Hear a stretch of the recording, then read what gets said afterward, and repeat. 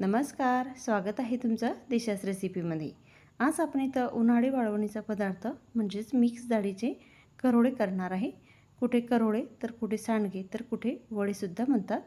अगदी साधी आणि सोपी रेसिपी आहे। एकदा ही रेसिपी तुम्ही नक्की करून बघा। चला तर मग रेसिपीला सुरुवात करूया।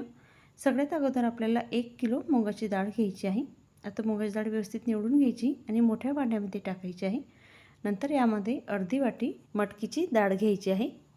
आता सर्व डाळी आपल्याला मिक्स करायची आहे। 1 किलो मुगाची डाळ घेतलेली आहे तर 1 किलो चवळीची डाळ घ्यायची। दोघं डाळींचं प्रमाण सेम ठेवायचं, फक्त अर्धी वाटी मटकीची डाळ घ्यायची आहे। आता सर्व डाळी मिक्स आपल्याला धुवून घ्यायची आहे। एका मोठ्या भांड्यामध्ये स्वच्छ आपल्याला 3 ते 4 पाण्याने धुवून घ्यायचं आहे आणि रात्रभरासाठी झाकण ठेवून द्यायचं आहे, म्हणजे भिजत ठेवायचे आहे। आता दुसऱ्या दिवशी सकाळी तुम्ही बघू शकतात आपल्या डाळी छान भिजलेल्या आहे। आता आपल्याला अजून 1 ते 2 पाण्याने धुवून घ्यायचे आहे आणि एका मोठ्या चाळणीवरती आपल्याला सर्व डाळी काढून घ्यायची आहे। आता पाण्यामधून ही डाळ आपल्याला सर्व काढून घ्यायची आणि चाळणीवरती 15 ते 20 मिनिटं ठेवायची आहे, म्हणजे डाळमध्ये जे एक्स्ट्राचं पाणी असतं ते पूर्ण निघून जाईल। आता 15 ते 20 मिनिटं झालेली आहे। आता आपल्याला डाळ बारीक करायची आहे। आता इथं डाळ बारीक करताना आपल्याला पाण्याचा वापर अजिबात करायचा नाही। अशा पद्धतीने छान बारीक आपल्याला डाळ दळून घ्यायची आहे। आता यामध्ये जाड तिखटाचा वापर करायचा आहे, बारीक तिखट वापरायचं नाही। जाड तिखट टाकल्यानेच खूप छान टेस्ट येते। आता यामध्ये आलं, लसूण आणि जिरं याची पेस्ट टाकायची आणि नंतर चवीनुसार मीठ टाकायचं आहे।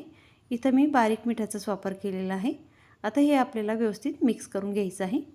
अगदी साधी आणि सोपी रेसिपी आहे। एकदा ही रेसिपी तुम्ही नक्की करून बघा आणि रेसिपी आवडली असेल तर लाईक, शेअर, सबस्क्राईब करा।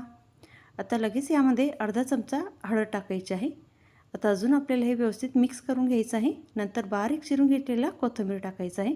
आता सर्व आपल्याला व्यवस्थित मिक्स करायचं आहे आणि 3 ते 4 मिनिटं छान असं फेटून घ्यायचं आहे, म्हणजे करोडे छान मऊ होतील आणि नरम होतील।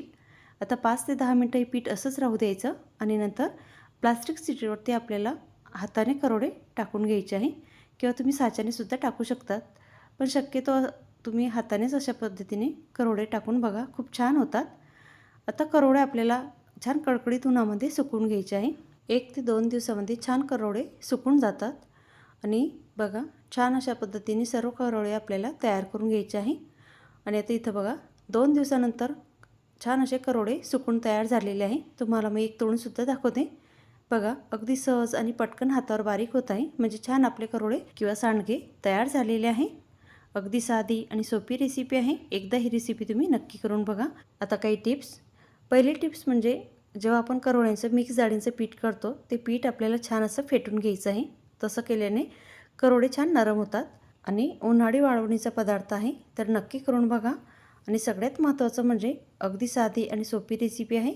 रेसिपी आवडली असेल तर लाईक करा, शेअर करा आणि चॅनलला सबस्क्राईब करा। धन्यवाद।